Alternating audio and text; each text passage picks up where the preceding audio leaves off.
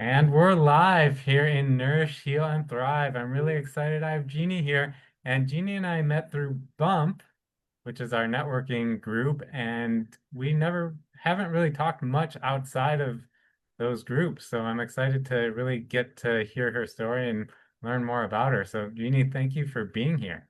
Yeah, thank you for having me, Derek. I really appreciate that. Yeah, we've been on a lot of calls together. We just never really got to speak. Yeah, so here's our opportunity. So start out by telling everybody who you are, where you're from, and what you do. Okay, well, my name is Jeanne Chilson, as you can see, and I'm an Ayurvedic doctor equivalent, I guess I should say that, and a spiritual life alchemist. And what led me to Ayurveda was just the lack of, I guess, the lack of great medical treatment, I would say, over a lifetime. And just really not believing much in the medical system because during few times in my life, where things were not going well, they could never figure out the issues. And so for me, being going holistic and finding that natural way of dealing with things was much more important to me. And also knowing that, your microbiome in your gut is probably the most important thing that you can do, and to keep it healthy is to keep away from a lot of antibiotics and these kind of things. So for me, just being holistic was such a much better way of health.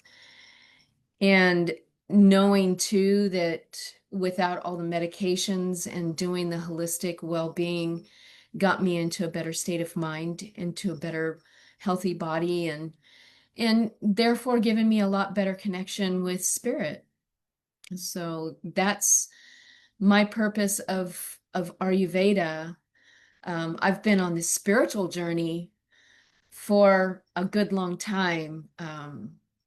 And well, I would say more so even in the last 10 years when I woke up to the fact that, I looked in the mirror and really didn't recognize who I was because I had changed so much due to expectations, or maybe what I perceived to be expectations from family, from, my spouse, and through several different ways that I had changed and conformed into everything that they wanted me to be, and really kind of lost who I was.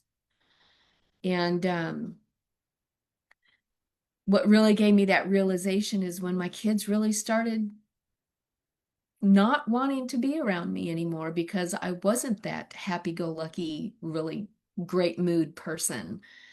And I knew then that in order for things to change, I couldn't change them because, I mean, you can't change everybody around you. You can only change you.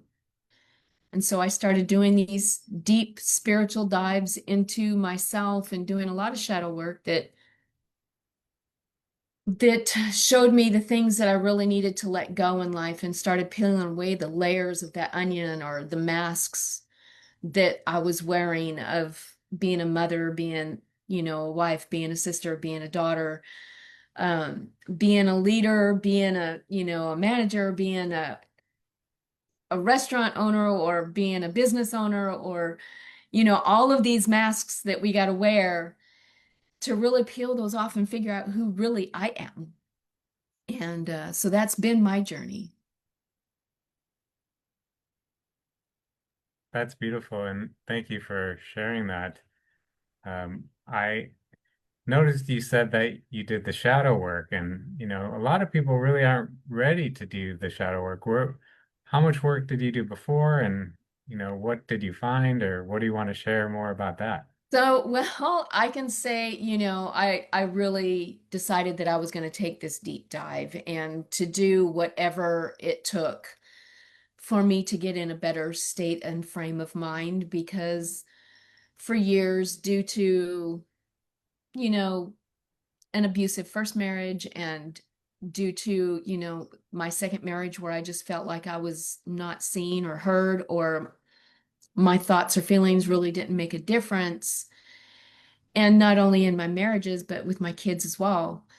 So I really decided that whatever it's going to take, that's what I'm going to do. And I started looking for shamans, started looking to see what I can do. And so I decided to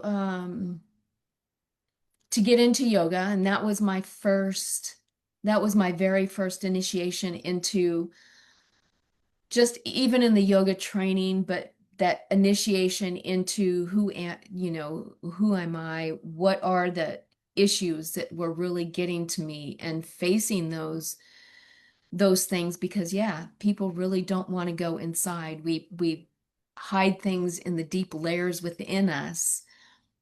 And most of us don't want to look at those things that we've tried to hide for so long. But they still there. They're still there. Even if we don't want to face them, they still stay there and they cause health issues. And so going into yoga was my first very initial thing that I did. Um, and doing, so I started doing Kundalini yoga, and then people were like, oh my God, Kundalini, you got to be careful, all these other things, that people put on you. But it's really just taking that experience, and knowing that within yoga, within your breath, you can really take that look within inside of yourself. And so that's where it started. But then I ended up doing plant medicine, ayahuasca, which really kind of opened it up. And I didn't do ayahuasca until I had really started meditating, did my yoga, really got into a really great yoga practice. And then I decided, well, I need to go further. And so I did ayahuasca here in the States 3 times here in Texas, and seen some things that were really great. Had some great experiences. However, I did have a shaman come up from Colombia.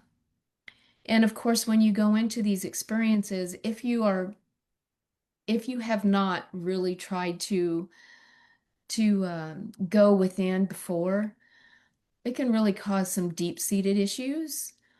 And so I don't suggest, having all of these issues and then going straight into ayahuasca, but having a practice that'll calm your mind down, and then trying to go into plant medicine. But I did that, and then I went down to Peru and went into the jungle for 14 days, 13, 14 days, and did ayahuasca in the jungle, of the Amazonian jungle in Peru, with a real shaman, an indigenous person that had been practicing this for decades. And, you know, um, people can say they've been, they've learned to become a shaman, but really, to me, shamanism is something that picks you, and it's not something that you pick.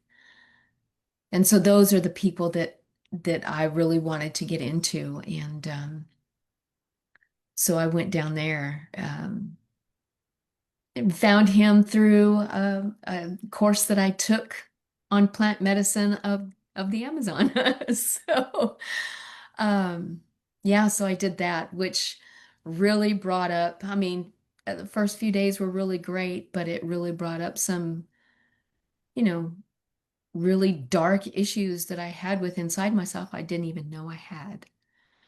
And yeah, so those were some experiences. And taking immersions with a few spiritual coaches that I took last year in Morocco and in Mallorca, Spain, and really being pushed to those limits of bringing out things that you really feel uncomfortable bringing out. And I think that's when we really get to the very heart of what's going on, is when we're pushing so much that it becomes uncomfortable. Yeah. And that's where the growth is, right? Yeah, definitely. Yeah. Since last summer, I've seen some of the people that I went there with, to Morocco, or when I went to Peru, and they can definitely see the difference between last summer and today, you know. So yeah, and I can feel the difference in my confidence. I can feel the difference in who I am as a person.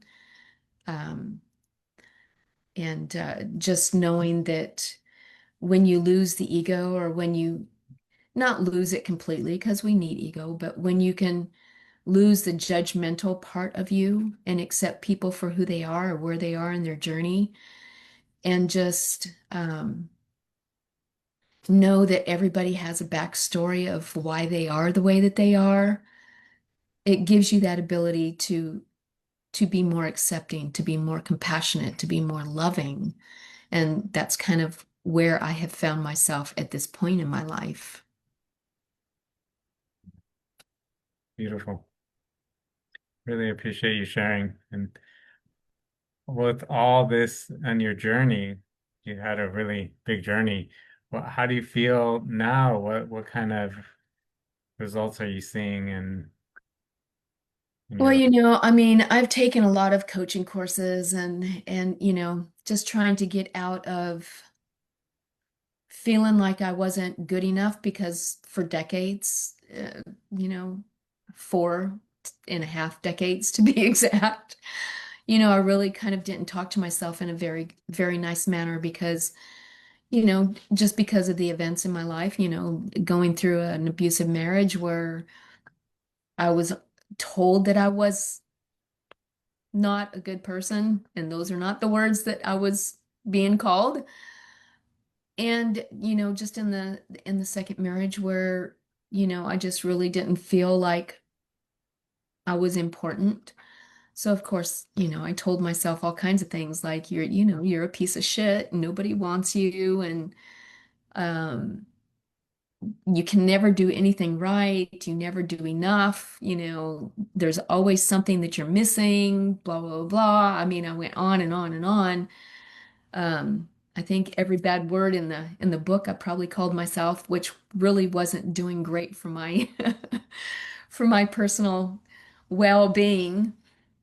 But after all of that, just um, getting past all of that, and coming back into really kind of loving myself and having a very loving relationship with me, um, brought me back into, yes, I'm a valuable person. Yes, I can do this. I'd love to be the vessel that spirit works through to heal people, to do things for other people, to be able to find that compassion for other people and find that compassion for myself. I mean, it's easy to find it for other people. It's always not so always easy to find it for you. Mhm. And that's where health issues come in, because we don't look at ourselves the way that other people see us. And I started having friends telling me that, Jeannie, I just wish you could see you through my eyes, because I didn't have a great outlook on myself. And so many people were telling me, you're a great person. And yet I still didn't see that. And it's taken a lot to get there, but, um, I'm more there now than I ever have been, except for when I was in my younger years. And that was what I really wanted to come back to, that I was a really outgoing, fun-loving, fun person as a younger in my younger adult years and in my teenage years. And I was like, I want to be that person again. I want to be the person that people love to be around. When I walk into the room, everybody was like, oh, Jeannie's here. And that's the person that I like to be, that when I walk into a room, everybody was like, oh, yay, Jeannie's here. We can have a lot of fun. And that's really what I wanted to do. And when my first granddaughter was born, I said, I want to be the best grandmother that I can be, because I wasn't the greatest mother. But, we all do the best that we can with what we have. But I wanted to be the best damn grandmother that that there is on the face of the earth.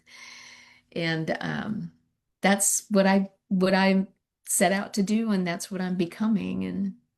And Yeah, I've yes. only known you a couple months or so, and I know that when we see you in the bump meetings and stuff, that I'm excited you're there. So Well, thank you. definitely on your way.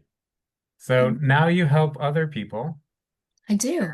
and love to hear more about the type of clients that you take and how you help. Oh, well, in Ayurveda, since it encompasses so many different things, I mean, Ayurveda is the science of life, and it encompasses not only the herbal aspect or the dietary aspect, but it encompasses the mind, body, and soul aspect. It focuses so much on the metaphysical, and really the metaphysical is where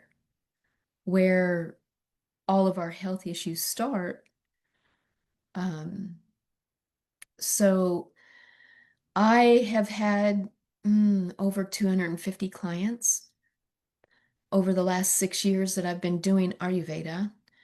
Um, I would say over the last 20 years, maybe, or at least the last 15 or so, I was helping my then husband go through his health issues of having heart disease, of having diabetes, of having high cholesterol, of going into a place where his liver was starting to fail because the metformin from diabetes and all of these other things, and he really wanted to get off those medications. So we started going through these journeys of changing the foods that we eat or cutting down a little bit, because he's Pakistani, and they had habits of eating at 10, 11 o'clock at night, and and eating a lot of meat and very little vegetables, or just eating a lot of unhealthy things. And so we went through a little bit of changing the diet little by little by little. But as I was changing, working on myself, little did I know that it was also affecting him, and he started to change on his own.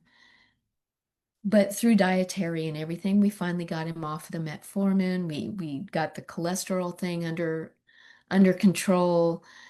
And the only thing that we had left with it was the high blood pressure. But and that could have been taken care of also. But after 33 years of that marriage, I ended up walking away from it. So, but I deal with so many different things. Um, Whatever a client has to bring to me, whether it's a metaphysical, a mind, a mentality, a psychology issue, or it is keeping somebody out of dialysis that's got renal failure, or trying to help somebody lose weight in a healthy manner, or um, women with high anxiety, or you know depression issues. My daughter with her endometriosis, what she was actually told by a doctor that she never really had. So yeah, I've gone through a plethora of different diagnoses, different diseases, and different ways of treating people. Great. And we've covered a lot today. Is there anything that maybe we didn't get to talk about that you'd like to share with everyone? Well, I think that, there's a lot of different modalities out there. And I think if you're willing to change, if you're really wanting good health, it's a matter of how much do you want it? Are you willing to change the lifestyle? Because I hate the word diet. That just really gets to me. Because when you say diet, people don't want to go on it. But when you explain to them that through a lifestyle change, you can have a healthier, more energetic, happier, peaceful life other than just a diet. So, I think that's real important there. I agree. I think that's amazing. So, um, we're gonna have you put any links to your Facebook group, to your website, however people can get a hold of you. We'll have you put those links in the comments, Okay. and that way people who resonate with you can connect with you. Any final words as before we sign off? No, I just thank you again for having me in here, Derek. I really appreciate it. And, just look at how you think about things, just change the way that you think about things because there's always light on the other side. Yeah, that's beautiful. Yeah. Good way to end this up. I really appreciate you taking the time to be here with us. And if you are watching and you resonate with Jeannie and you want more information, definitely look for the links that she's going to drop in the comments. And if you like what we're doing here in Nourish, Heal, and Thrive and you want to be interviewed, make sure to comment interview and then we'll connect and I'll set up an interview so you can share your story, share your gifts, or even if you're struggling, you can get some extra support. So thanks, Awesome. everybody, and we'll see you next time. Bye.